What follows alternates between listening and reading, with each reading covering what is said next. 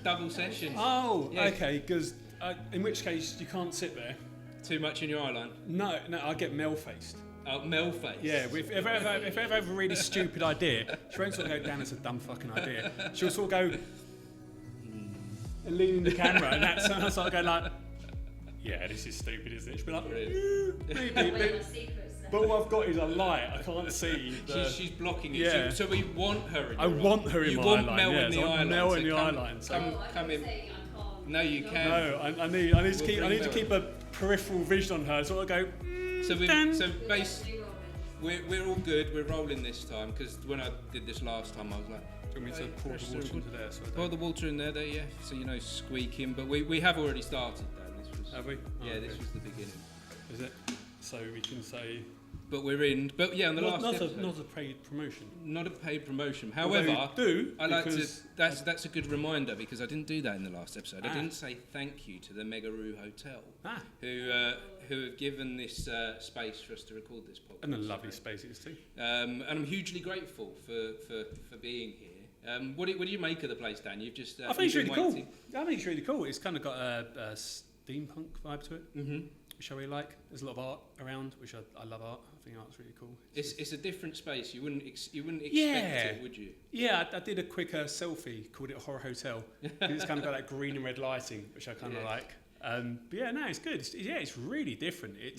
So I came in here and I was like, we have a podcast. Oh, okay, I'm going to thank God for that. It was either podcast or bondage sex hotel. Yeah. And I was kind of like, either one's going to be fun, but one I'll get dumped. So. One you'll get in trouble for. But yeah, there's definitely a different vibe here, isn't there? And it's, and you go around every corner and every room is different.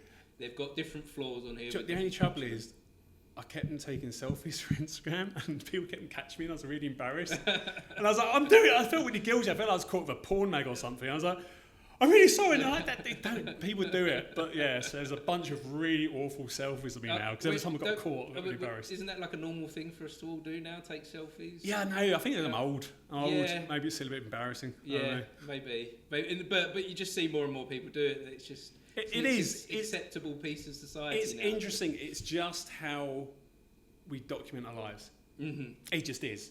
It's as simple as that. It's rather than going, that's cool, you immediately go...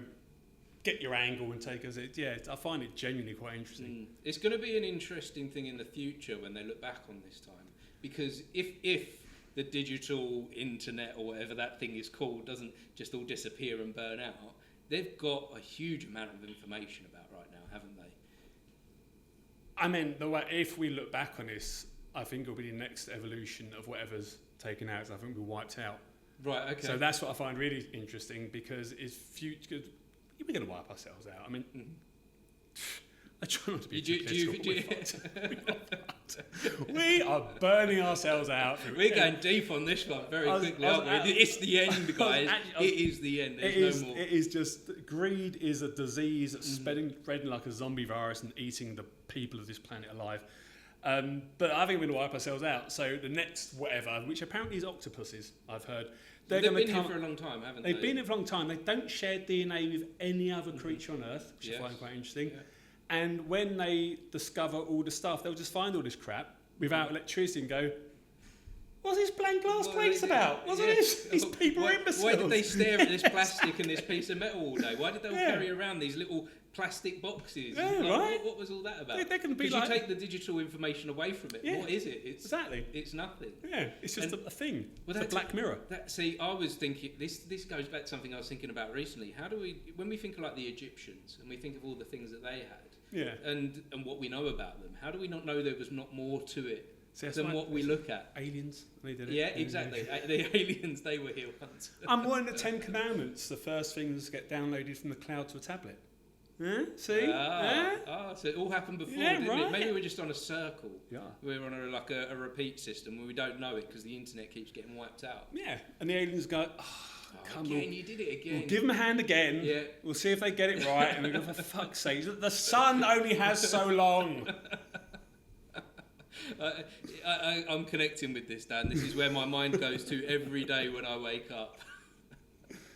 So tell me, we're here to talk about your movie. Yes, my So movie. we're talking about your movie. GroupChat, is it? Well, my movie, our movie. It is everyone involved, Like that. including Mel, who's hiding somewhere, refusing to talk with me.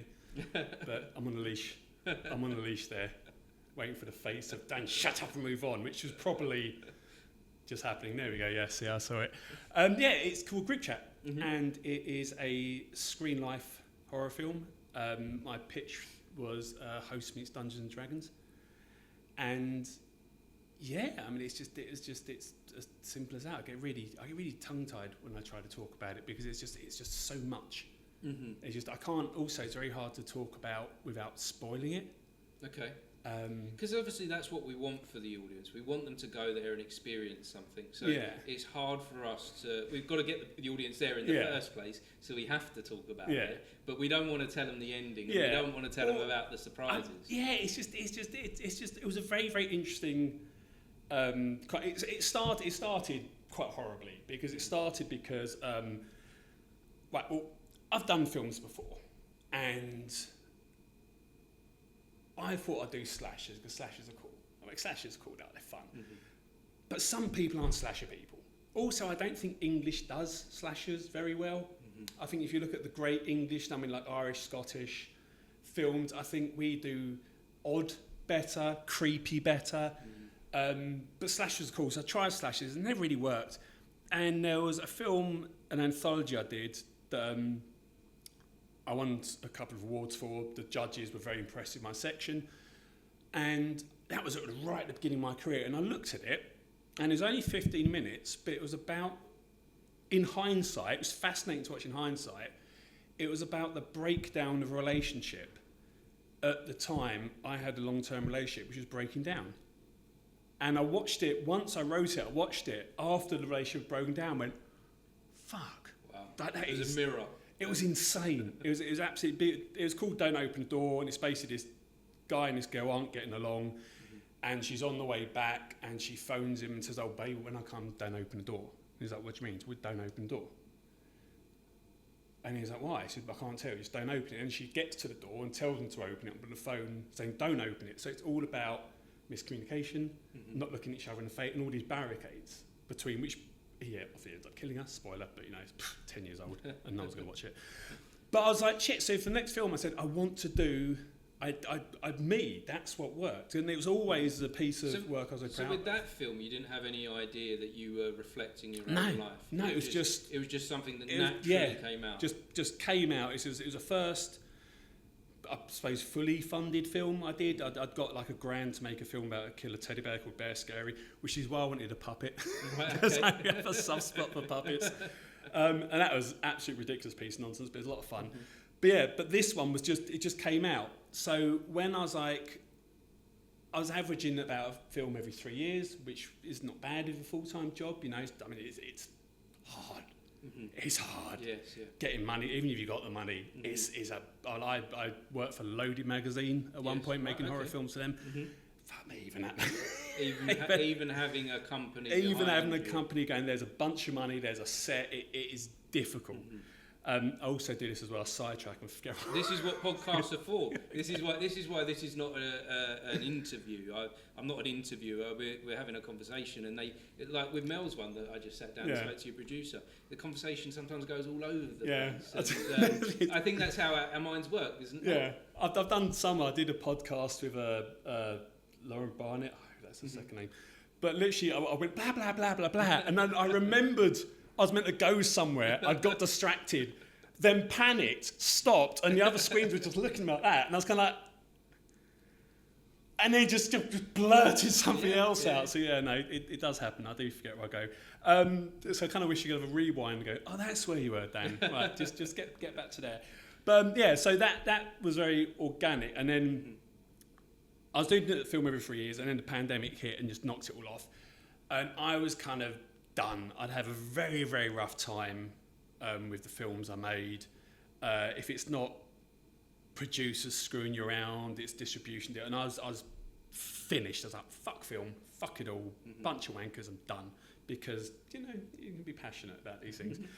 And then I just thought, something hit me. I don't know what hit me, but I was like, I know what hit me. I ran out of things to do because I'm a creative junkie. I was in a band. It's my band tattoo there. Nice. I make art toys. I make masks. I've always got something going on. I need something creative, and something sort of went. Give film another go. Just give one more fucking shot. Just do something. If this completely flops, then you've tried. Do you know what that thing was that gave you that push to do it? No, I honestly can't remember. It was. Well, I think I was at the end of a pretty bad relationship. So I think maybe that had something to do with it. I don't know, it's hard to tell. It was quite a long time ago, and there's been a lot of alcohol since then. Because that relationship ended, which then kind of pushed this film along, which is quite interesting. It was kind of born and motivated through misery. Okay. There's so much coolness to come out of it.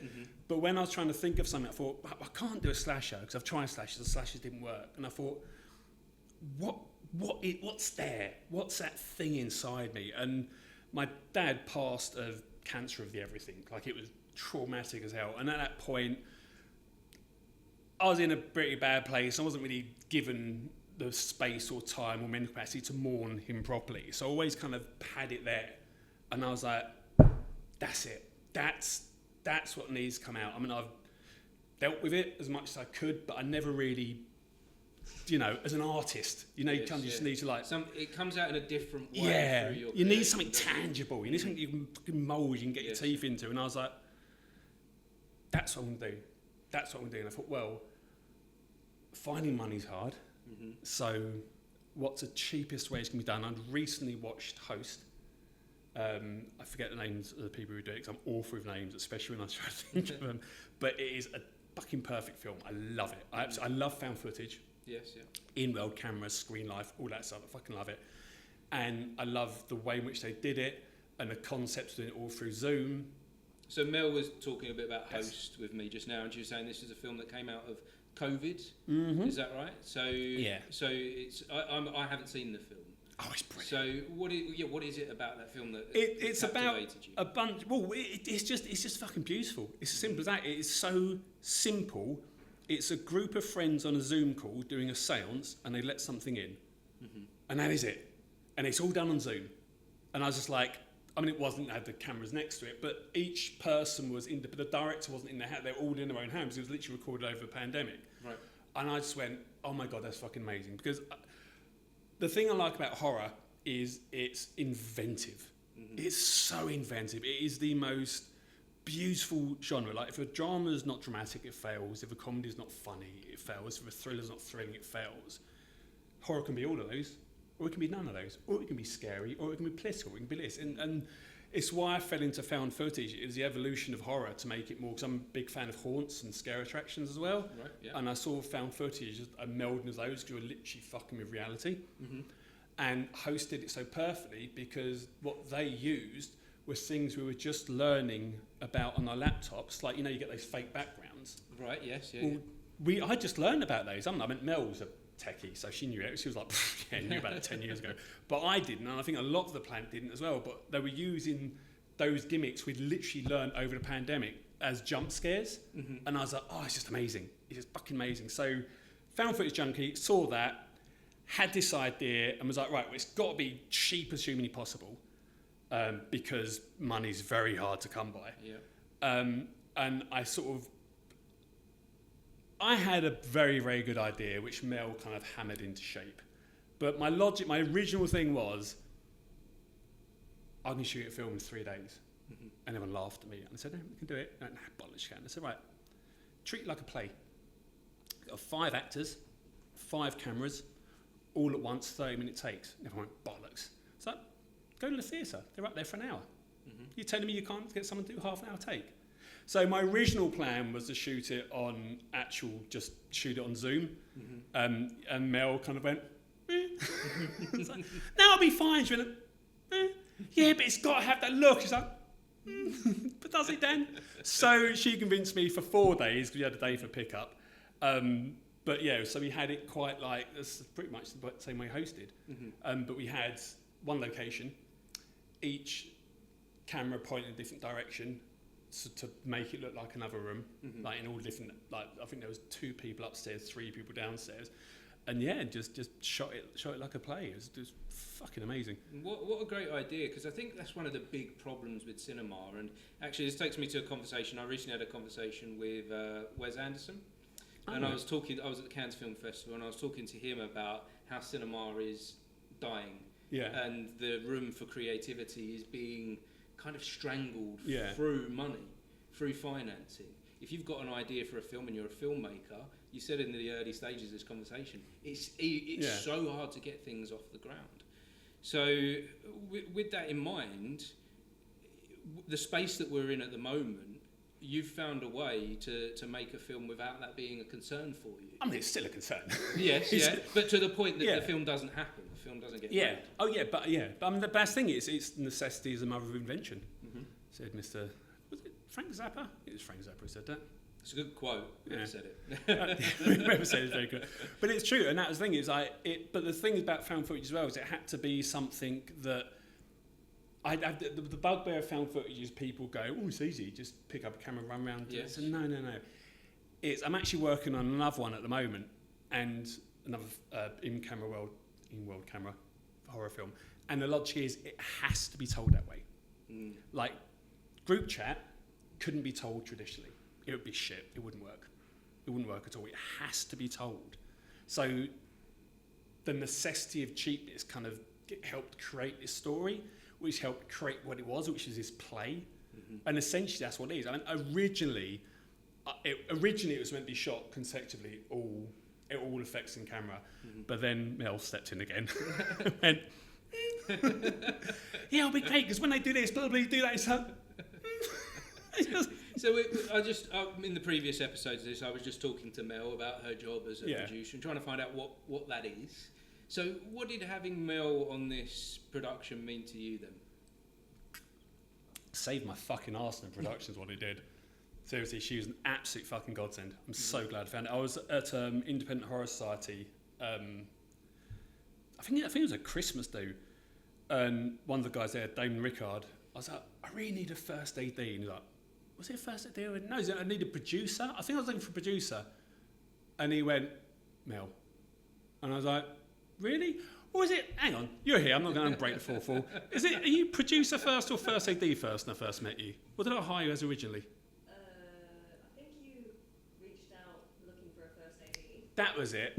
I reached out, and then Chris, who runs In Benefit, asked him as well, and he said Mel was first AD.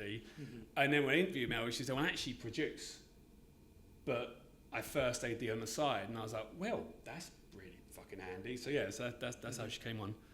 And just fucking sort it out, because I am very arty and I run in directions. I need someone to go like, yeah. So from your point of view as a filmmaker, a producer is someone that sorts the thing out, that makes the thing happen. Yeah. Mel made it happen. Yeah, I mean, I got it to a certain point, but without Mel's skills, it would have been a shit show. It's as simple as that. I would have filmed it all on, because it was originally meant to be filmed on Zoom cameras. Yes, that was my idea, because that's what she was like. But what if we go to cinemas? And I was like, but that's not where the market is. And she was like,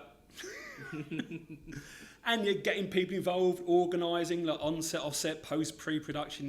She's been absolute fucking lifesaver.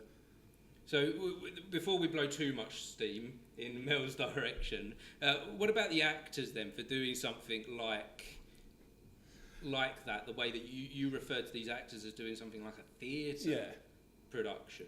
Well, that's the way I sold it to him. Really, I was kind of obviously I didn't send them the script first. At first set of auditions, I basically had to put out a call at first for people. This is a character, blah blah blah. Then for auditions, I wrote an A4 sheet of the event of that film from that character's point of view. Because the trouble is, because it's so blah, blah, blah, blah, blah, blah, if you're just, unless they've got 5 people to talk to, they can't do anything. So from that moment, once they got passed out, I basically told them, and most of them were like, yeah, because again, a lot of Mel, again, this is a double Mel show, this one. she you said don't mind that email? No. She said that we all need that sometimes, don't we? A bit of gratitude. I think that's what this I thought you episode said- is. I thought you had something. You need a medal in your life. That's what you need. You need a medal. You need a medal in your life. Yeah. Yeah, she said that most actors actually go through theatrical training as part of acting school. She went to acting school herself, and I was like, oh, that's quite handy. And a few people weren't okay with that. One doink was like, I'm not going to play this character because I think it would look bad in my career. And I was like, it was the villain of the piece. It's like, Hannibal Lecter, come on. Everyone loves it. And the bad guy in this is, he's so good. He's such a arsehole. That's interesting. So an actor said to you they were concerned about playing a particular part for how it affect them and the roles that they want to get. It's a ludicrous fucking film. Mm-hmm. It is ludicrous. Because it's the kind of the world, the logic of the world is hinted in the film that goblins, orcs, whatever's existed, but humans being humans wipe them out. So when we're talking about witches, witchcraft exists in terms of, I always refer to it as like Harry Potter style magic. Like it exists, but it's witches, women with power. You know how the fucking patriarchy hates women with power. So they've been out. So whenever witchcraft happened in the film, it was real. So there's using that as a fantastical basis. I kind of used a lot of the political ideas I have of just basically people putting down women and trying to control people and gaslighting. So what I'm saying is really fucking horrible. And what this person is, he's a great villain because he's real. He's just a scumbag, but a smiley faced, lovely scumbag that all your mates down the pub, nah, he's all right. And that's why the guy was like, I'm not playing him.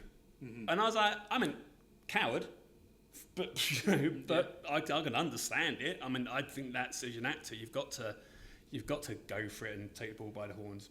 But the performance he gave was amazing. But that's why, because he was really, the guy was just a genuine arsehole.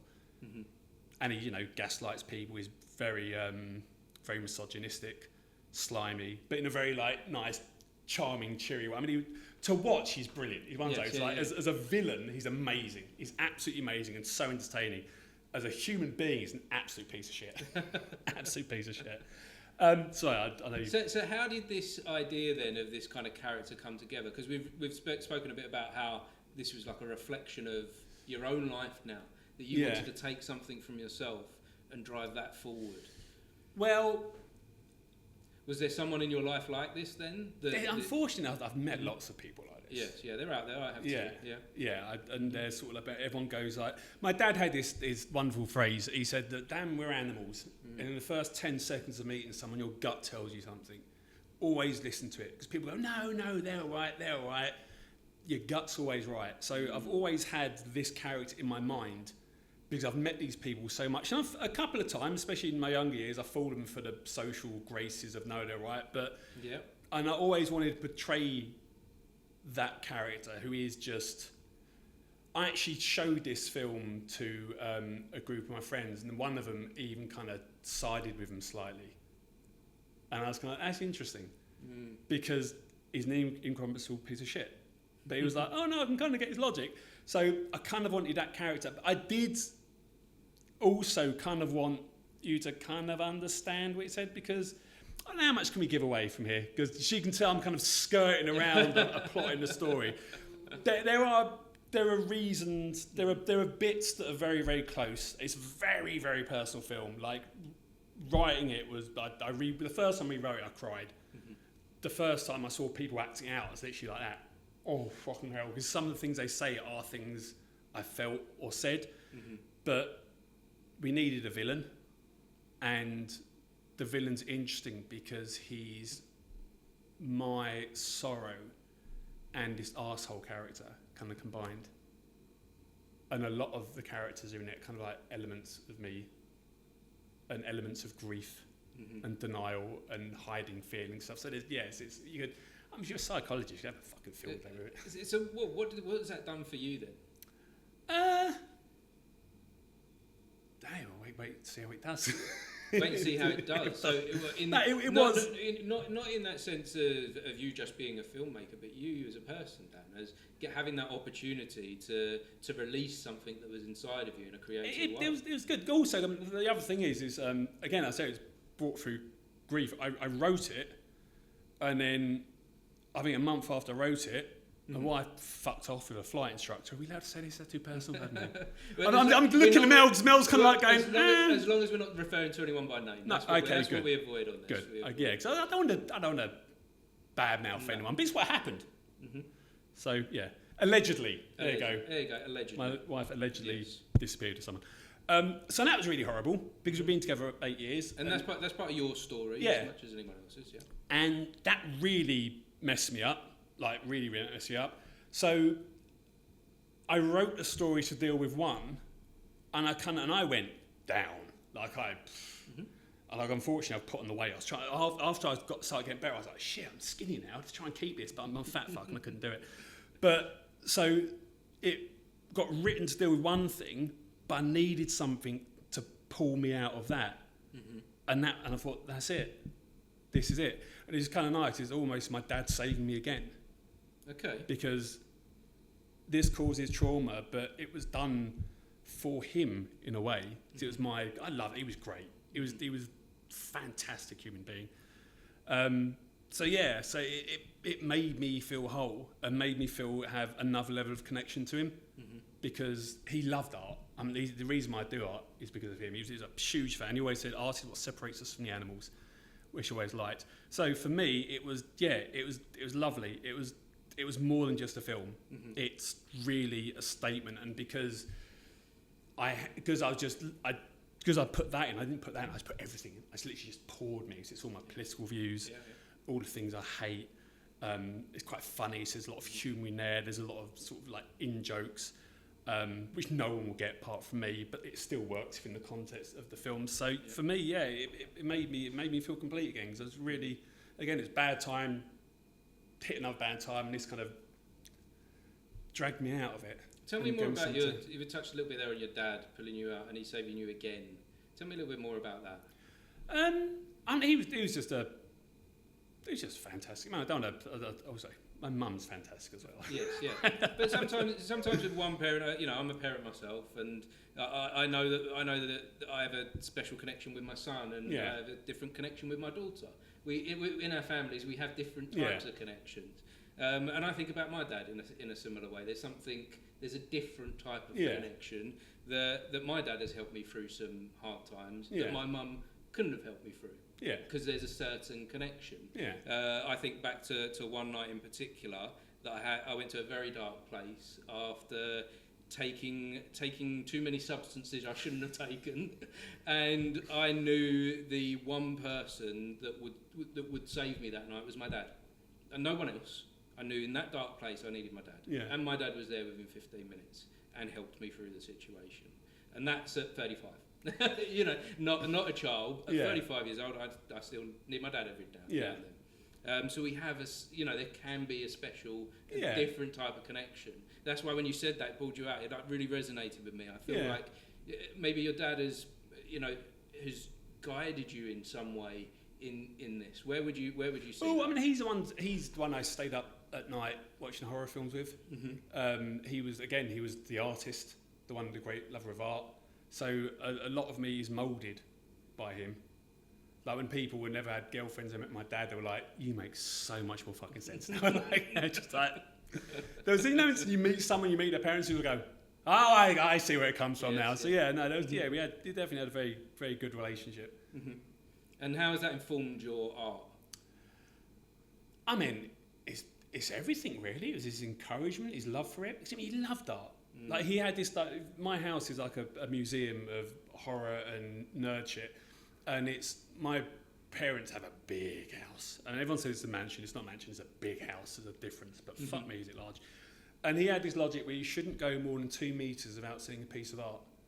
Okay. So it's very eclectic. He had what, within the home? Within the home, yeah. Mm-hmm. She had like China dolls or Japanese dolls, and you had prints. You had Picasso prints, you had this, that. But everywhere you go, you could always stop at some point and admire something. Mm-hmm. So so art's always been a huge part of me, and I think that's largely due to him and his love of it and us bonding over it. Why is that? Why is that you shouldn't have art further than 2 meters away from you? And Because what does that do for you? it's just, I think it's just reminding us how much beauty there is, because the world's a fucking horrible place. Mm-hmm. I mean, this really does, slight tangent, this really fucking winds me up. I saw something on Instagram the other day where a woman had a prosthetic hand, and the hand was over there where the duck is, and she could move it without touching it. And I thought, how are we post-human? We can't even be fucking human yet. People, our government's fucking over the trans community. You've got other people bombing people who don't believe in the same imaginary friend they do. I mean, it just absolutely fucking does my head in. The hippies had it right. They said we should be living in the age of Aquarius, and we should. We have the money, the technology, and the fucking brain width to live in the age of Aquarius. We should all, no one should be hungry, we should all be glad. There's so much power in love, isn't there? And that's what art is. You need to be reminded of that.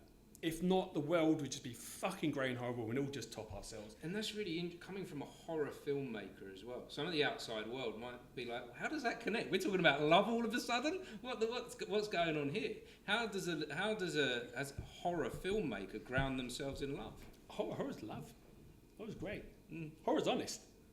But it's art. I mean, horror fans are just like, people see me and they're terrified of me. Like, I've literally walked past people and they've screamed. I'm like, motherfucker, I am the softest fucking kitten you'll ever see in your goddamn life. Horror fans of this, like, oh, they're scary. We're not. We just find, like Francis Bacon, you find beauty in the grotesque. But it's there. But horror fans also, they have a great community. They've always been shunned, so they know what it's like to feel shat upon. And yeah, I find horror films, and the good side, I mean, there's always bad in every community, but the good side of it, I find there's a hell of a lot of love there. And again, it's art. I mean, you know, you want to make it look like someone's head's ripped in two. It's not going easy. No, there's a passion. Okay, you can't get that detail being clinical. That's got to be passion. You've got to love what you do to do that. See, at times we spoke a bit about the government you touched on there, and how they're like shunning communities and making things harder for people when we should be in an age where everyone's able to make things better for each other. But at times, the ones in power have tried to push aside horror and tried to suppress horror and said it will be damaging for us as communities. What would you say to people that have got that idea? I mean, Jesus Christ. The thing is, I can kind of see where the idiocy comes from. Kind of. Only because GTA, the new GTA has super realistic graphics. And we're getting close to not being able to tell the difference between real life and you can basically slap up a hooker instead of paying her. And I'm kind of like, that's not cool, man. Because that's done as enjoyment and you're in control. So on that sort of like blurring the lines, I can understand where people come from with the fear of horror. But at the same time, horror is an escapism, and you're not encouraging people to do that. You're releasing. And I think horror has a very definite separation because you're watching it rather than controlling it, so I mean. Whereas if you're going into like GTA and computer games, you're participating in the act in some way, aren't you? Even if it's a game, you're getting that experience of being a participant. Whereas like, with a movie, you've got that separation that you can watch the world and you can escape and immerse yourself into it. But you're not making the choice. And it's not making the choice. It's meant to be horrible. You're meant to go, oh God, why do that? So, because I'm 48, so I was around for the video nasties. Like Chainsaw Massacre, one of my favourite films, was banned until I was 21. Then you had the was it Jamie Bulger where they banned Child's Play 3. But that's the difference between adults and children. Children are, and some adults are. What's the word? Susceptible to these but ideas also it's and art as well. I mean, it's just finding that susceptibleness from it. So, like a child seeing this information. But also, I mean, if you watch things too. I mean, every kid watching Nightmare on Elm Street when they're 10. Yeah, well, my granddad showed me films that have heavily informed my life. Yeah. I was okay with it, and it made me a creative person. Yeah. But, I'd start, like you said, you'd stay up and watch films with your dad. I did that with my granddad. Yeah. Every time I'd go around there, he'd put on Terminator 2 was a big one for me, and all the Jean-Claude Van Damme and Schwarzenegger films, and horror films like Nightmare on Elm Street. And that informed my creativity, my storytelling. With my nephews, I used to play Freddy, where I'd hide in the house and go, 1, 2, 3. And now they can't watch it. So sometimes it backfires. It's like, Uncle Dan. And they're like in their 20s now. No, Uncle Dan can't watch it. You fuck me up. And I'm like, bollocks. So yeah, sometimes it backfires. Maybe I should have showed it to them and they'd have been more of a horror fan. And maybe it's deciding on the type of person, not just saying for all. Yeah. This isn't suitable for all. Also, horror films aren't for everyone. No, exactly. I fully appreciate that. Sometimes they're just, some people just like comedies, weirdos that they are. Yeah, or love it. Yeah, but that's where we're all different, isn't it? Yeah, exactly. Yeah. And we're finding our communities and we're finding our tribes. And that seems to me like you've found a tribe a bit within the horror scene. Yeah, well. Very, very much so. Yeah, I mean, again, I've always been the odd outsider. I've never been part of the group, never been part of the popular crowd. Had a Hold'em Hearts kids, couldn't do sport.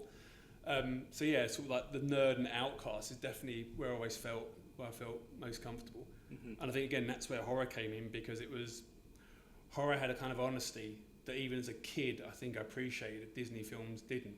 Mm-hmm. It's like they lived happily ever after. It's like it's almost like Mel. It's almost like Mel. Like did they? But sort of horror films like, oh no, it's fucked. It's fucked, but revel in it. Just like. And also the other thing about horror, I'm sidetracking again, it's really good. It's a really, really, really good tool to help you deal with stuff. Mm-hmm. Again, it's sounding to me like you've found comfort in horror. Oh yeah, there's a film called Hereditary, not the really popular one where the lady gets her head knocked off, but I think it was a couple of years before that, and I watched it just after 3-4 months after my dad died. And I finished watching, I was literally just on the edge of the sofa like that.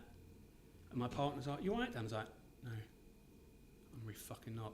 Because it's something just, obviously, because I was having that hard time, something about that film, and it was all about, basically it's Hereditary, it's like death coming down. I think it was done through mould and disease and stuff, but it triggered something locked. And I wasn't okay, but once I got okay, I felt better. So the film helped you through this? What, through death? No, through that subject? Also, my dad did one of these things where he said, obviously he had lots of, because he was dying, so we knew he was dying, he had lots of little fun quips about it, because he was a funny fucker. But one of the things he said, do you know what's the worst thing about your parents dying? It's nature's way of saying you're next. So you fucker. And that's kind of what the film was. And I was kind of like, and it just, that around that theme of people dying, and obviously he died of cancer, and it was all mould and disease in the film, killing the people, and how they died. There's just enough there to sort of unlock those things I was holding on to and kind of let a little bit out. And I think horror is really, really good for that. Except Jaws, that just fucked up Water for me. True, Jaws. I watched that far too young. There's one for me that I shouldn't have watched. There's no far too young, just don't watch it. But the thing is, I still can't swim in the sea to this day without it coming into my mind. See, I can't swim in the swimming pool. I was in the swimming pool. I was by myself, and I was in the deep end, and I was like, this is fun. And I thought, the pool sharks have crept in my head. So I started swimming to the shallow end, and I literally got so spooked, I jumped up with a hat and turned around as if I'd caught. This is so refreshing to know that I'm not the only one that acts like. No, it's just so many people. And it's because of that film. Yeah. And you're right. Even in a swim pool, I was almost ashamed to say it until you said it first. Thank you. No, but I know people who don't like taking baths because of it. Yeah, it's absolute fuckery. Someone on Instagram or Facebook. Why do you think it does that to us? Why can a film have that kind of effect on us? Because it stays with us for our entire lives. That whenever we enter water, we consider, even how illogical that is, that we're in a swimming pool, that there could be a shark in there as well. It's like when you see those lovely rich people in swim pools, it's like, that's great, but unless 4 or 5 other people are in it, I ain't getting that fucking pool, not for shit. It's just really well done. I mean, it's just really, and it's really well done on every level, because it just, one, we don't belong in the ocean. We do not belong in there. We can't breathe in there. We can only float for a certain amount of time. everything in there wants to kill us. Not everything in there, but a fair amount. But even the water. Yeah, the thing itself will kill us. Yes, yeah. So I think there's kind of a natural hesitancy for us to go in the water. Maybe it's like we came out and it's like, why are you going back? We evolved out of there. Mm-hmm. And then also humans being the absolute arrogant fucks that we are, think we're on top of the food chain just because we can build machines to kill everything else. Mm-hmm. The fact that we're out of our, quite literally, depth, and something, an apex predator, can just go without you noticing. Our brains just go, no. If we weren't so bloody arrogant, I don't think it would affect us that badly. Mm-hmm. If we were more aware that things could kill us, because cancer, illness for one, mugging gone wrong, a car, a brick, the man stuff that can kill us. But we don't think about that. But I think if we actually had a better realisation of our own mortality and how quickly we could die, I don't think Jaws would get us. But it fucks with that superiority complex we've got. You Americans, in your perfect world, in your perfect beach holiday, swimming in the sea, which you obviously own because you're a human being, something if teeth goes bit and you're fucked. Yeah. And our brains went, don't like that. That's not about that at all. Yeah, someone on Facebook once said, I've never seen Jaws, should I? And I was like, no, and continue to frolic through the oceans without a care in the world. So is there any other films that have affected you as much as Jaws? Because that's one that, like I say, that resonates with me a lot. That's carried me throughout my entire life. One which I'm kind of ashamed of, Ghoulies. Okay. I could not sit on the toilet without panicking way into my goddamn 20s. Why? The little green thing comes up the toilet. In the Goonies? Ghoulies. Oh, Ghoulies. I don't know. Yeah. Is this another one not to watch? No, actually, it's a poster. Because right, one thing my dad's an entrepreneur. I can never say it word properly. Yeah. But he was a shipbroker. Mm-hmm. And the shipbroker is basically, you've got 10 tons of this, a ship that can do it, you're the middleman. Fun side story. There's actually a list of things which are illegal. Mm-hmm. And there's certain gases now, but they have to have this list of all the drugs and stuff, just because if you got caught with a drug, then go, well, no one told me it's legal, so they have to put it. Mm-hmm. In the 70s, he put down kryptonite. And the head of the World Company of Shipbroking, I think it was a Baltic Exchange, phoned up and was like, what's this? You can't put kryptonite here, blah, blah, blah, blah, blah, blah, blah. But I was like, you can't put kryptonite. I said, why? I said, kill Superman. And he got in an hour-long row with this guy, and at the end of it, he won by saying, all right, we can put red kryptonite, but not green kryptonite. The guy was so sick of him, he said, fine. To this day, really? It is still illegal to ship kryptonite, because it never to change a charter is a legal process. No one can be fucked to do it. But yeah, it's actually on there to this day. Nice, kryptonite. Side one. Anyway, he always had little side hustles just for shits and giggles. I think where a lot of my creativity comes from, because I'm not a businessman. Mm-hmm. Again, why I have Mel. Yes, yeah. She is my business partner / business manager. But I have that thing where I just like doing separate things. One of the things he did was a mum and pop video shop, and because he got the posters, and he had a poster of Ghoulies, and it is just a toilet with this narky looking green ghoulie thing. Right. Just that. And it's that just did it. That did it. See, and in the second one, actually does come out of the toilet and eat the guy while he's on the toilet, and I was kind of, oh no, why? See, so my older sister, 10 years older than me, when I was younger, when I was about 4 or 5, she told me things come up the toilet, and this has given me a problem to this day that I have to check because of my sister at 5 years old saying to me, "Oh, things come up the toilet and get you." I didn't but maybe she got that from that film. Possibly. I had to put toilet paper on the water because that will protect. No, you. So he couldn't see me. Right. Not like my fucking arse wouldn't just like eclipse any sort of light coming. But yeah, but isn't it weird? These silly little things. And yeah, they just stay there. Yeah, you're 22, going, God, I feel like a prick. Yeah. And the same in a swimming pool. You're like, yeah, I'm in Leytonstone, everything in a chlorine pool, and there's a lot. And then I went. There was one in Queen's Park. Mm-hmm. Well, I'd go every now and then, and it's always full of people. And I was like, cool. And I went in one day, and they covered the entire back window with this massive display of underwater wonderland. There's a fucking shark on it. I was just like, are you kidding me? Are you absolutely fucking kidding me? Brilliant, Dan. So, Dan, coming away from the films that have disturbed us. And back to the thing I mean. So this is why I needed Mel to join me, because I waffle like a mother. But part of Mel's job is to rate going. She steers the ship. That's the beauty of podcasting, that it's a conversation that we just don't know where it's going to take. You can edit this out to the 5 seconds I just spoke about the film I'm here to promote. I leave these fully uncut. And do you know what? I've got a lot of feedback on that. The people like that. People like a conversation that they don't know where it's going to take us. It's an exploration. They should phone me then, Yeah, maybe you could do your own one. just Dan every other day. So after this, Dan, what stage are you at with this film at the moment then? We are in. Well, it's completed now. We are basically festival run. Okay. Festival one, and then festival one. And see that's the face. That's the Mel face. Should lean in and go that. Are you sure? Are you sure? Festival one. Festival one and distribution, yeah. Mm-hmm. It's like, do you know, it's because I was going to talk about it a lot and got sidetracked. I think that face, Dan, if you can find a way of like getting back to the subject. To the subject. That's what we're going to talk about. We even had a meeting about what we were going to talk about. Mm-hmm. And then she sat over there and just completely threw me, and I was like, sidetrack and AA maps all over this bloody conversation. It's all right. We'll find moments in it. But I think the thing is as well, when we're talking about our movies, like the way that you're talking about your movie today, you're not trying to sell it to an audience. You're talking about it in passion and what it means to you. Because it was amazing, and it's just the thing is, everyone in this film. What I love about this film so much, I've never had so much fucking love from everyone involved. We had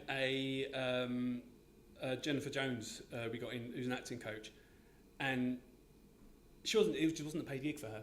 She believed in it. She loved it. The actors, who are fucking phenomenal. We had one, Amy Trax. That's it. Amy Tara. So Amy Trax is her Instagram name. She ain't trouble with Instagram. You get the names of Amy Tara. She came in because we had to recast 9 days before we shot it. And she's professional as well, so she was like, run it past some agent. So by the time we got it past her agent, she was like, yeah, I'm good for this. I think she had like 4 days, 3 days, 30-page takes, more than one a day. Mm-hmm. You don't do that for a paid gig. You do that because you read the script and you went, oh, fuck, I like this, I believe this. And everyone about the Marcel, I'll butcher his last name, but he's on IMDb. He was fucking fantastic. He was like saying, if you want to meet up and do this and chat to the other cast, I'm not going to name everyone, it's like a bit bloody IMDb-ish, but they all just put so much in. They had, one of the great things about it is the way it was shot like a play. Mm-hmm. I said, look, basically I said to them, watch Host, watch Unfriended. This is what we're going for. I said, it's not going to be 5 screens at one time. We're going to expand and maybe 2 of you, and it's going to mess around. But act like you could be seen at any point. So if those two have a bunch of dialogue and you lot haven't, do something. I don't care if you talk amongst yourselves and don't tell me, but you do something to make yourself sing out to your character. Now, going back to the whole shooting like a play, I go to the theatre very, very rarely. I don't know why. I think it's one of those things, it's just life, it's just hard to pin down. But I always like watching the people not acting, because I think it's such... You ever seen Hello, Hello? Yeah. Vicky Michelle, the stunningly beautiful one, she was the absolute fucking king of doing this, where you had to look relevant, or you had to look in the scene, and you had to look energised, but not take away from anyone else. So she was very, very energetic, and I remember watching Low Low, and she's standing there, I think, she's oozing energy, but not taking it away from the other people. And whenever I look at theatre now, that's what I like to look at, because they've got to do something. I said, you lot are now... This is quite relevant for me right now, so I'm directing a piece of theatre at the moment. Oh, nice. And the piece has got 4 actors in. Yeah. And I've seen the piece in the past called Closer. It's a film as well with Jude Law, Julia Roberts, Natalie Portman and Clive Owen. So just four people in this. Yeah. In the film as well as in the play. And now in the play normally characters go off and on, and it's just two on the stage at one time, or sometimes one on the stage, but I'm directing it in a way that they never leave the stage, that they are always there. And the reason that I wanted to do that is because of that energy. Yeah. I wanted these actors to, even though they're not in the scene, to immerse themselves so much in it that they're letting off this energy, that maybe that I had this idea that maybe their subconscious kind of knows what's going on. Yeah. And like maybe I'm going to get probably too deep and no one will understand what I'm trying to do at all. But this completely resonates with me, this having these actors use their energy. Yeah. Use, not necessarily continue performing, but being something. Yeah. How do you get your actors to find that? Well, get a good actor. I mean, as a director, it'd be very easy for me to go, yes, well, I directed in the correct way and blah, blah, blah, blah. Mm-hmm. Which, I believe I helped, but it's having good actors, good prep. Again, our acting coach was amazing at that. Mm-hmm. So the whole prep was, when we got to set, everyone had the confidence that everyone believed in each other to pull it off. And as you treat people well, imbue people with confidence, and they will fucking pull it out of the bag. It's as simple as that. And basically, I said, right, stay in character. These rules. Whatever the fuck happens, stay in character. Mm-hmm. If you flop a line, stay in character. If someone else flops a line, stay in character. If anything weird happens, because we had certain things rigged to do stuff, which I didn't tell anyone about, stay in character. So the only thing you need to worry about is if you see smoke the house on fire, get the fuck out.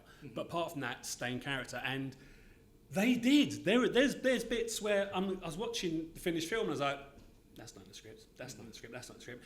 And there's bits where someone's trying to say something and their character's really labouring it, so another character's, and it worked for that character, but cinematically it was a little bit of dead air. Mm-hmm. Another character instinctively kind of just filled the gaps, and it was just so, they just melded, and that's the thing, we just had a lot of audition time with them. And Amy with 3 days, because the rest of them had, was it two months? 2 months rehearsal. In 3 days she came in and looped. The only thing that works in our favour is her character didn't know the rest of them. Okay. The rest of them in the film were friends. Mm-hmm. So there was this separation. But did that kind of work in your favour? It worked in favour, and also... So an accident, something that wasn't planned, it sounds to me like sometimes the unplanned things, the going through the motion, some of the best creative things. And also she was like saying, I'm having a bit of trouble with this bit of dialogue. She had fucking 3 days to learn it. And then... Again, we shot it in 3 days. It's not like it's a 2-week shoot where you can learn a couple of dialogues a day. It was a bolt. Mm-hmm. So I said, where do you think your character's going to be here? So I'm fucking frustrated. Use it. Mm-hmm. If you're frustrated because you're trying to remember the script because you learned it this morning, use it. Use that energy. Use that anger. And her performance just, just, I cannot wait for people to see the ways people... It was just smashed it. So yeah, it's taking anything... Mm-hmm. And using it to your advantage, using it to fuel, using that passion, chaos, anything you can, just use it to fuel it. Mm-hmm. So, what do you hope comes from this film for you? What do you hope that's next? $1 million would be nice. I don't know. Obviously, I would like. The thing is, this was to kickstart filming for me. That's really the point of it. Hopefully it does well enough that we can secure some funding for next ones. We've got another one we're working on at the moment, which is another in-world camera one. Not Screenwriting, but done from the point of view of the cameras that would be available. We've also got another one which is a much bigger budget, so we're kind of tiering the budget system. We've also got a fake trailer for something that we're both working on, which is going to be a hell of a lot of fun. I'm not going to say a fake trailer, so like that you can show people a premise of what. No, this would just be it. I mean, if it's literally the trailer. It's just it's just an idea I had, and Mel was like, "Damn, that's daft." And then 5 seconds later, I got, "Oh my god!" Blah blah blah blah blah. It's just such a dumb idea, but it's going to be a lot of fun. But yeah, hopefully it's just gets out there. I mean, really, no one paints a picture to hang it in a garage. Mm-hmm. They do because the art world's a big con and it's there for tax fraud. But I mean, the artist. But the artist isn't doing it for that purpose. I'd like it to be seen. I think it's got a hell of a lot to say. I hope people watch it more than once because there's a lot of nasty stuff in there. Like there's a lot of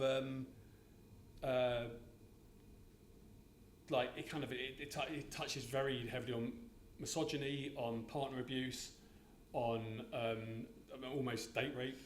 But the thing is, it's so ludicrous. But I want people to watch it and watch again and actually get what I'm saying. So it's layered. There isn't a one watch you'll understand. Again, Mel.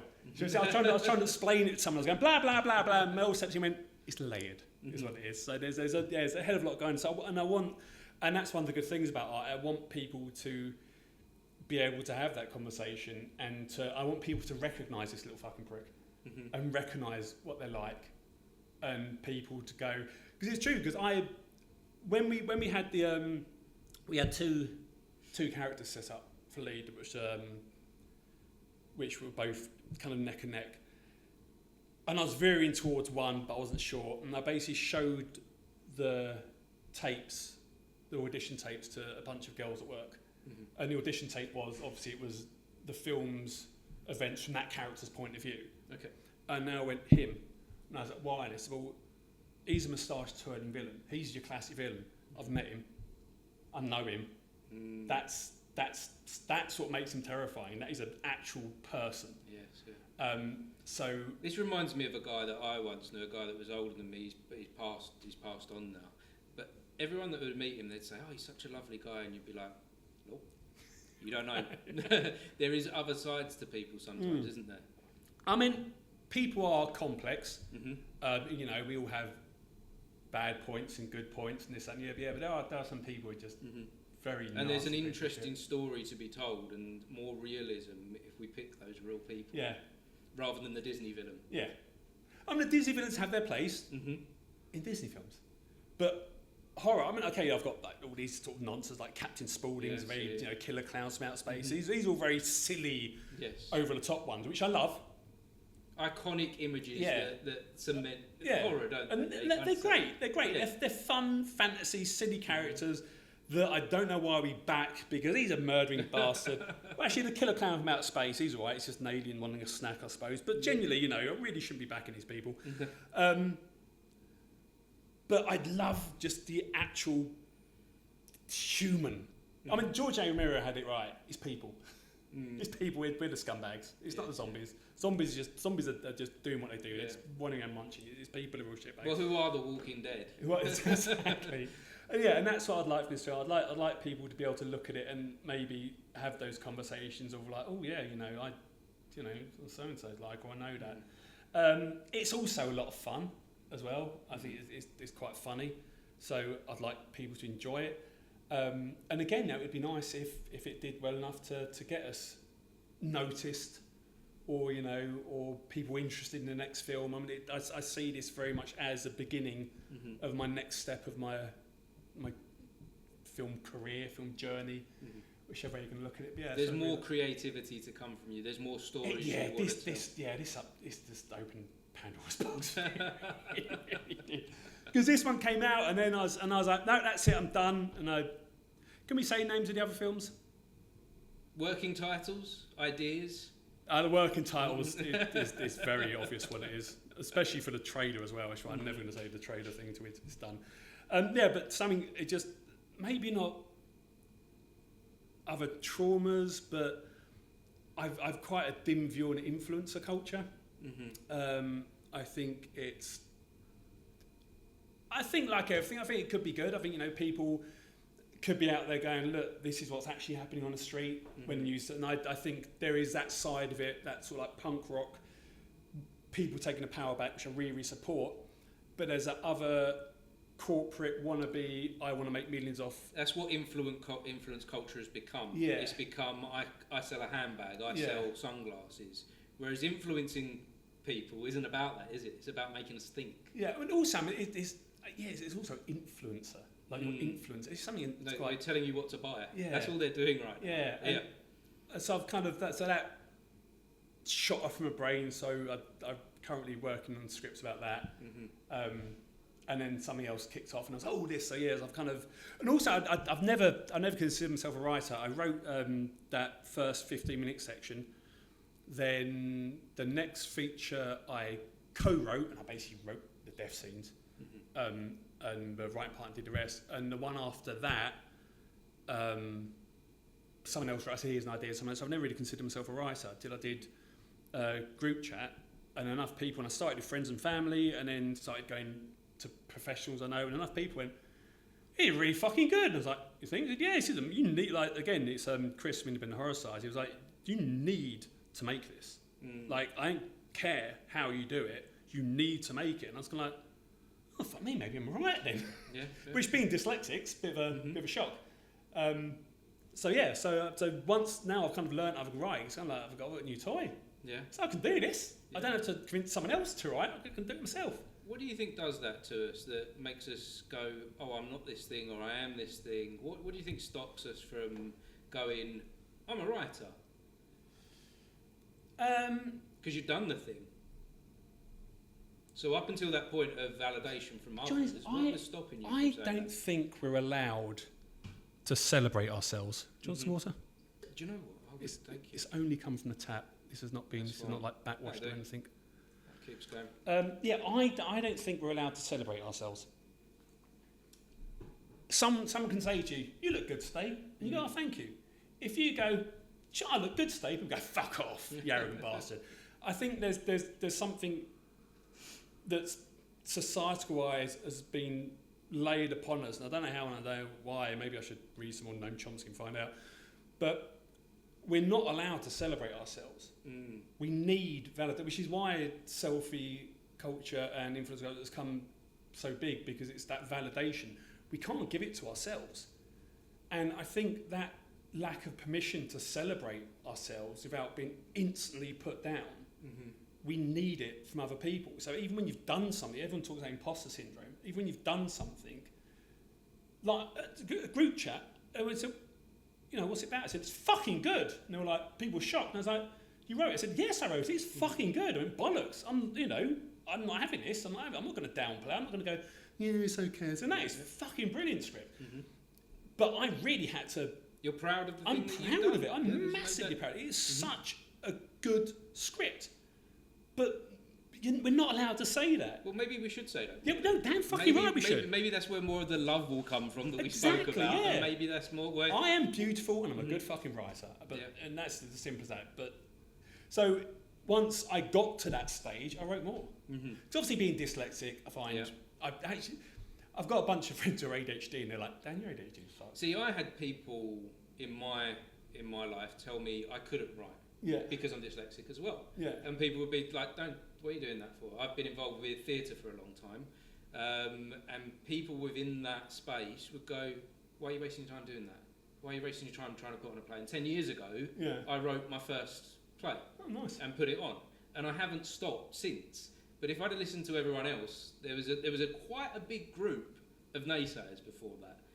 Not from my family, definitely. Yeah. My parents have always been hugely supportive and told me I could do things when I clearly couldn't sometimes.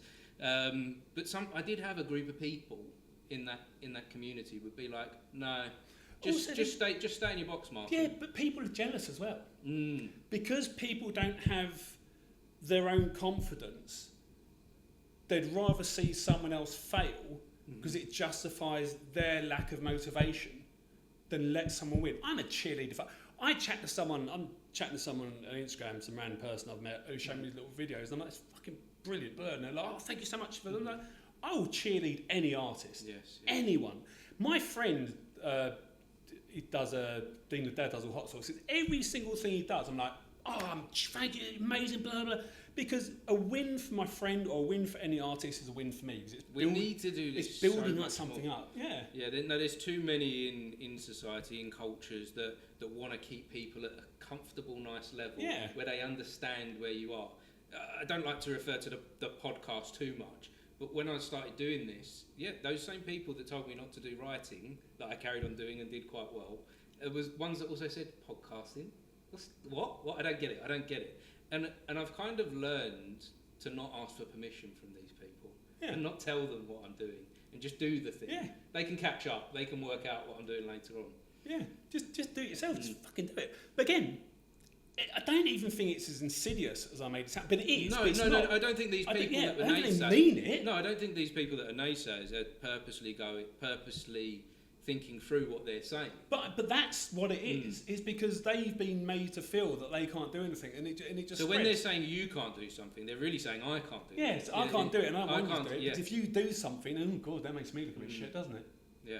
And it's just like, it's fucking horrible. Mm. Everyone should be cheering everyone on. Imagine what a nice place that would be. Right? It'd just be art everywhere. Well, maybe the more that we talk about it, I hope that we can make this a better world and it's not so fucked. Yeah, you know, like, that's how we started. Like, so this world is in a dark place. There is some really horrible things going on, especially from the ones empowering and that have the opportunity to make it better. They're not doing it, so maybe it's up to us. And it's breaking that mould as well, because look, you have scenes where, when I first got into the punk scene, I was like, oh, it's all loving and supportive. I mean, it kind of is, kind of not, because you do get people like, we're here and we don't want to be knocked off. The powers up have bred us into this hierarchy thing, and it shouldn't be a fucking hierarchy. Sounding very risky to communism here. Yeah. And I'm going to America later, so but the point is, there shouldn't be. Well, even that's part. I think is part of the problem. Defining communism and capitalism and saying you're right, it's one of the two. Yeah. Why are we not talking about that place that's in the middle? Yeah. You know, there are good things from both. Yeah. That we can take. Yeah. Well, maybe not so much capitalism. Well, you spoke about wanting some. You know, you want to make money from the projects that you're doing. Well, that's so I can make more. So you can make more. But that's not capitalism. That's commerce.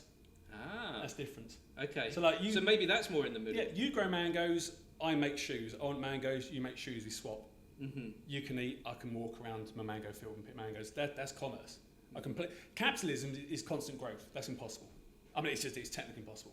Absolutely impossible. It can't. It has to stop somewhere because you're taking away more and more and more and more. Well, I feel like we're at that peak, aren't we? I feel like we're at that place where it's. How can it go any further? I'm fascinated what's going to happen. Well, I've recently been looking for somewhere to live, and in my hometown, 20 years ago was the last time I looked for somewhere to rent. And in my hometown, the average price of rent for a one-bedroom flat would be about £300, £400 a month. Whereas now you're looking at £1,000 a month for a studio space. Yeah. How are people supposed to afford that? Not in a capital, in a town outside the capital. How can people? Rents are becoming so extortionate that people can't feed themselves. Yes, because people want more money. So at what point does that stop? Well, that's why I think it's quite interesting with AI coming in, and people go, "Oh, the robot's going to take us over." Maybe that's it. Maybe that's what happens. Maybe that's how we sort it out. We've hit. Maybe what the Egyptians did. They hit the glass ceiling and created something that's wiped them out, and we all started again. Maybe that's the logic of it. I don't know. But I was listening. This is almost like this conversation. It's gone full circle, hasn't it? Taking us back to the beginning. I was listening to this podcast the other day, and they're talking about AI and how it's going to take over people's work and blah blah blah blah. And this guy was like, "But wouldn't it be great if instead of getting this guy 5 days to do it, it could get done in 3, and the other 2 were spare? Why don't you get that guy to work those 2 days, pay him for the 5, and for those other 3 days, offer community work?" And I was like, or go and enjoy. What about go and enjoy life? Go enjoy, what about that? Whatever you want. Yeah. But the point being that you would get bored. I mean, even if I made a work lottery thing, and I said if I had won, I'd make films, and in between films, I'd volunteer because I'd go out my mind because you would. And I thought, wouldn't that be beautiful? Wouldn't it be beautiful? AI actually solves everything. And everyone goes, yeah, work 2 days and just fucking chill out. Yeah, go and create some art. Yeah. Go and make something. Yeah, create something. Go and create some things. Buy a mirror. Tell yourself you look beautiful today. But Dan, this has been a great conversation. I feel like we could keep going. We could keep exploring the world and going around in circles here because we have come full circle. That's why I feel this is a natural, almost like your logo. That's the thing of the podcast, you see. But I have a thing about artists, and I'd like to congratulate you for beating the odds, doing a podcast, getting it going this long, and doing theatre. That's fucking cool. Well, Theatre is one of the things I've really wanted to do and never got into. Well, I think with theatre, and I appreciate that what you've just said there. I've learned to do that. To say thank you. It's quite difficult. Yeah. In the past I've bat it away and I'd be like, oh no. But no, I appreciate that. Thank you for saying that. But I think the thing with doing the podcast and doing theatre, it hasn't always been linked to capitalism. It's just been doing it because I love it and I enjoy it. And when you find things you love and enjoy, you can keep going. you don't have to worry. Yeah, they're already outside. When we come away from this, I might be thinking about how am I going to pay rent. But when you're doing the thing, it isn't about the money. You can just keep moving forward with it because you love it and you enjoy it. And the same thing with anything, but all art. It's just there to enjoy. Yeah. This is what life's for. Mm-hmm. So yeah, let's use AI to find more moments to enjoy. That's the idea. It'd be so beautiful. It'd be so just stop taking all the fucking money. Mm-hmm. Wasn't it that wonderful meme of like if a monkey took all the bananas when other monkeys starved, the scientists would investigate it, but if a human does it, put it in front of Forbes magazine. Mm. You know, it's like, really? Come on, guys. Yeah. And it is guys, let's be honest about this. I hear about the richest men in the world, not the richest women. So almost goes back to our conversation earlier, monkeys. We decided Mel was a monkey earlier. Oh, really? Yeah. There we go. Trying to swim, and I'm a fish trying to climb a tree. Oh. So there we go. Yeah, there's a meme in there somewhere. That's where it, that's actually where that's where it comes from.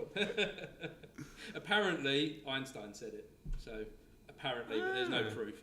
So yeah. Do you know what? 'Cause there was no internet back basically, then. we're all different, aren't we? If he'd have made a meme of it if he said it.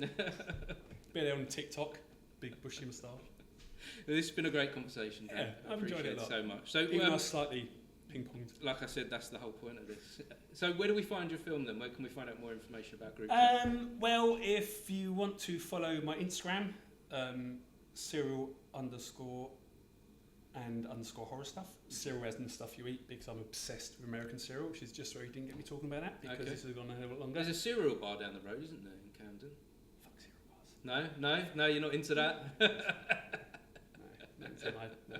That's for tourists. When I go to America, I literally, when you get, sorry for waffling, you can cut this out. Like you get underwear and socks and give it a hole in it and you go, and you throw it away. I don't. I wash it and I put it in the corner. And when I go away to America, I take all my holy crappy underwear. Right. So I wear it once and I chuck it away. And and the same with like, if I have bad shoes, like they're my spare shoes if it rains or something, but they get so basically the point is to come back with as little as you brought out, because all that space is for cereal and snacks. And you don't get stopped at customs for that? I have a couple of times, and they're in tears. They're like, what is this? I'm like, have you tried English cereal? And it's getting better, but I was like, we don't get these colours and these E numbers, this and that. We don't have it. One time I was at Mickey's Not So Scary Halloween party, and I went trick-or-treating because I'm too old, we didn't have it over here. Yeah. We do now, because I do a massive thing at my house, I properly do it up. But when I was a kid, it wasn't a thing. No, just a bin bag and one or two neighbours. Not even that. I mean, some of my parents didn't agree with it. They were actually married on Halloween as well. So right, okay. Anyway, but they're all little individual things, and they went, we have to swipe every one of these. And I was kind of like, sorry, but that's just... But yeah, they tend to see the funny side of it. Yeah. They scare and they just go like, what is this shit? And I'm like, it's awesome. Yeah. One time though, again, sidetrack, I was going through customs, and when you get the bag scanner, bag got thing, and I got called over, and it's like, sir, is this your bag? And I was like, yeah. And then two armed officers, AK-47s. Now, being in Britain, that's not the sort of thing we're used to. Mm-hmm. In America, and I was kind of like that. It's like normal every day. I was like, fuck. I went, did you pack your bag? And my wife at the time, bless, I went, yes, it was him. And I was like, thanks, babes. It was great fun. And they were asking me questions, and I suddenly went, oh, I know what it is. And I went, sir, I said, can I reach in? Because I didn't want to just go boom and have to. So I kind of carefully reached in, grabbed a tube of cookie dough, and went, we don't get this in England. And they're like, sir, that looked like plastic explosives. So cookie dough has it turns up like plastic explosives. So yeah, and I was going like, we don't get it in England. And they were like, I said, I'll eat it now. I'm not chucking it.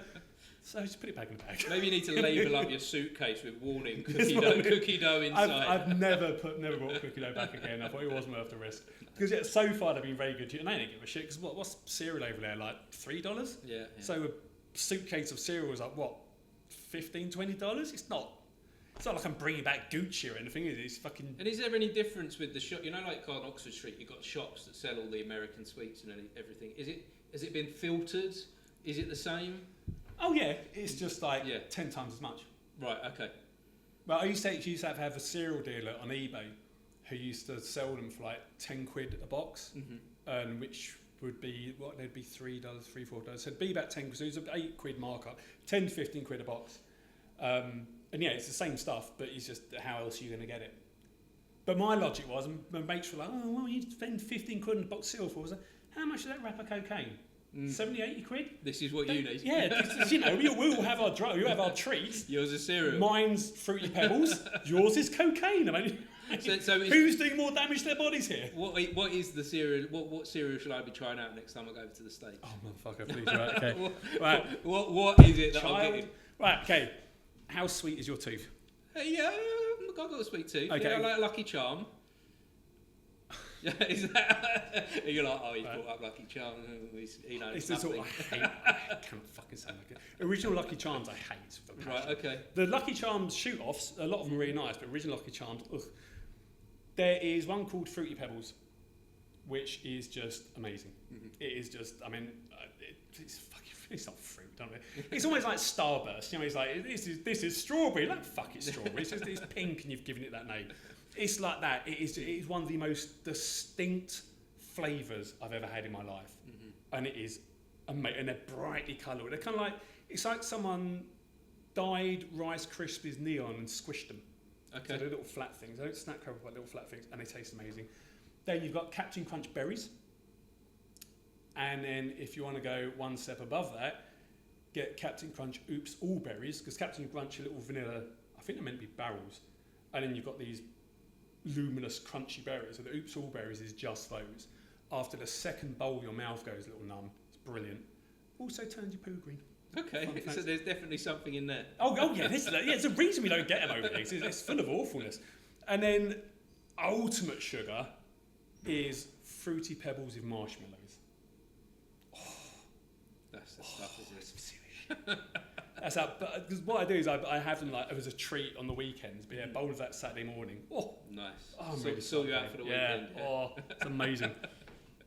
Brilliant. Well, thanks again, Dan. Appreciate you for sharing. Absolute pleasure. And if anyone has been watching or listening, we appreciate you for joining us. If anyone's made it this far. If anyone's made it this far. What the fuck is this man on about? Thank you. I was here to listen about group chat. The whole thing was like, hear me talk about group chat on Martin's podcast. Yes, I know. Hear Daniel waffle and sidetrack and then look over at Mel every now and then and go, am I allowed? Was that okay? So Mel, was it okay? Did we do okay? Yeah. Yeah. Should we scatter some? Should we put some inserts? Well, can we put? Have we got a trailer for group chat? Yes. Can we put a trailer for group chat on the end of this conversation? You can. Fun thing. Part of our advertising for group chat, we tried this. It didn't go to plan, but because it's a Screen Life horror film, you can't really post a lot about it without massive spoilers, which are kind of in the articles that Rue Morgue did, and because they kind of need something splashy, so we gave them the splashy shots. So bar those, it's just people on the screens. You couldn't really do anything. So we created a web page and Instagram account for the in-universe game of Dungeons & Dragons called Necromancer. Okay. And the point was that we were going to try and get everyone to follow that, and we were acting as if this was a game being launched. As a real world. As a real world game, and then it links to the website, which tells you about the game. And in the website, there's a little hidden link. If you press it, it goes to the trailer. Nice. But unfortunately, we both have full-time jobs and lives, and trying to work on 2 other films as well as get this out. So it kind of fell a bit behind. But the point was we were trying to create this thing, and the point was as we got closer to the premiere, it was meant to be like, ta-da! It's actually this, and then we would have. But all the characters were going to be done as in. We might still carry it on, but it's just social media. It's really hard to keep on top of. Well, it's a black really hole. Yeah. It's an abyss in there. Yeah, it's so hard to keep on top of. But yeah, so we do have a trailer. My very. There's no short answers here. Okay. I might ask me a question. I'll give you a short answer. I'll talk to Mel and we'll add it on the end of this, so that if anyone wants to find out more and see what's going on with group chat, they can watch the trailer. Yeah, but my Instagram, I'll post stuff up. Nice. And then that one, which is Necromancer game. Necromancer the game. Official. I don't fucking know. But yeah, it's something. Wonderful. Yeah, ask me a question. I'll give you a quick answer, just to prove I can. A quick question. I've never been asked. Because no, this is not. You've said thank you 4 fucking times, and I've waffled. No, it's fine. Oh no, I thought it was dark outside. I don't know if I can do questions. I don't know if I can be asked to do a question, because that's the thing. Like, this is just all churning out. Like, my mind is working a little bit like your mind. Like, it's just all going all over. Because most people go, "Give me your best cereal," and they go, "Oh, we'll try Cocoa Pops." You're like, "Cool." It's like, no. It's never a short answer to me. I'm determined to get one. Okay. Short answer. The greatest film of all time. Oh, motherfucker, that's easy. Killer Clowns from Outer Space. There we go. And that's where we're ending. Killer Clowns from Outer Space. Beautiful. Thanks, Dan. Cool. I want to talk more about the film. Why it's so great. We'll come back. We'll follow this up. This wasn't Mel's first time on the podcast. This was your second time, wasn't it, Mel? So I'm sure in the next film there'll be a lot more to talk about.